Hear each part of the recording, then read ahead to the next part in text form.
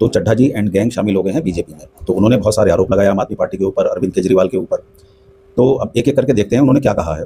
तो पहले तो उन्होंने ये कहा कि साहब बहुत ही टॉक्सिक एनवायरनमेंट था आम आदमी पार्टी में। सिवाय एक पावर में है बीजेपी, इसके अलावा कौन-सा एनवायरनमेंट चड्ढा जी को अच्छा लगा, पहले तो चड्ढा जी ये बताएँ। तो दूसरा उन्होंने कहा कि साहब मैं राइट आदमी हूँ रॉन्ग पार्टी में। यहाँ थोड़ी-सी ग्रामेटिकल मिस्टेक कर दी उन्होंने। आप रॉन्ग मैन थे राइट पार्टी में। तीसरा उन्होंने कहा साहब आइडियोलॉजिकल शिफ्ट हो गया आम आदमी पार्टी का। जिस समय आपके सारे नेता जेल में बंद थे, सरकार ने जेल में डाल दिया था उनको, चाहे वो सिसोदिया हों, मनीष सिसोदिया हों, चाहे सत्येंद्र जैन हों, अरविंद केजरीवाल हों, संजय सिंह हों, तो उस समय आप लंदन में मौज ले रहे थे। तो आइडियोलॉजिकल शिफ्ट कौन हुआ है ये आपको पता होगा। दूसरा चड्ढा जी बोले कि साहब मेरी आवाज़ साइलेंस करने की कोशिश की गई। तो भाई अगर आप पिछले 3 साल, ढाई 3 साल में आपने बीजेपी का नाम नहीं लिया, आपने सवाल उठाया राज्यसभा में, एयरपोर्ट पे समोसे महंगे मिलते हैं और जो गिग वर्कर्स हैं उनके ऊपर ध्यान नहीं दे रही है सरकार, और 2-3 मुद्दे उठाए थे। तो ये आपकी वॉइस साइलेंस करी थी क्या आम आदमी पार्टी ने या अरविंद केजरीवाल ने, जो आप ये मुद्दा फिर कैसे उठा लिया अगर आपकी वॉइस साइलेंस थी?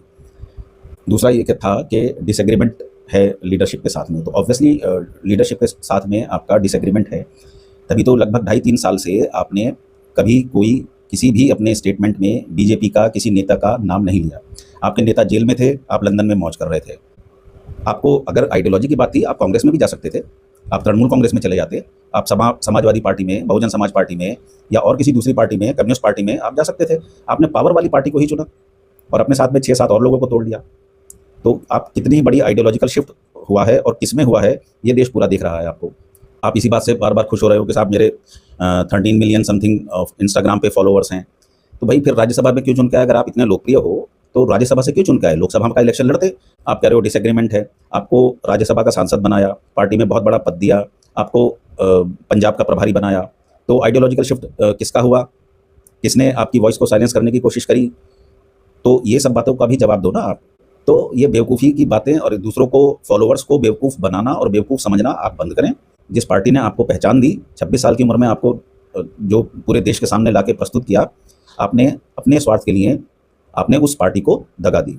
मैं ये नहीं कह रहा कि आम आदमी पार्टी सबसे अच्छी पार्टी है या अरविंद केजरीवाल सबसे अच्छे नेता हैं, लेकिन जिस पार्टी ने आपको पहचान दी, आप उस पे बेबुनियाद आरोप लगा रहे हो और जाने के लिए आपको केवल एक पावरफुल पार्टी मिली है।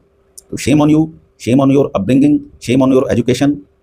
लानत है तुम्हारे ऊपर, तुम्हारी आइडियोलॉजी के ऊपर।